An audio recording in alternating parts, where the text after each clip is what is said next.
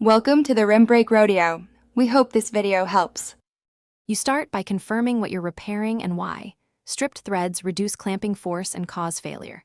Clean the hole thoroughly with solvent and compressed air so you can inspect.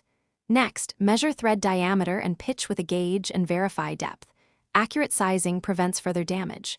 Choose a repair method now: helicoil for moderate stripping, timesert for heavy duty, oversized bolt if material allows, or weld and re-drill for severe damage. Once done, gather the matching kit and correct drill. You drill the hole to the exact size called out by the insert kit. Keep the drill square and use cutting fluid to reduce heat. Once drilled, tap the hole with the supplied tap, turning steadily and backing off to clear chips. This preserves thread quality.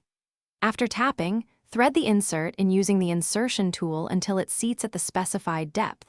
Make sure the insert aligns flush with the surface. Finally, if the insert has a tang, break it off per instructions and clean swarf from the part. You finish by installing the correct bolt and torquing to the specified value while watching for any slippage or deformation. This confirms the repair holds. If the insert fails under test torque, make sure to remove it cleanly and consider a larger timesert or weld and re-drill solution, because repeated inserts indicate insufficient base material.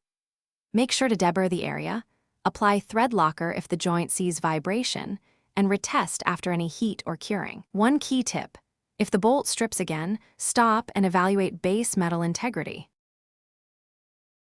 Thanks for watching. Consider subscribing if we helped you.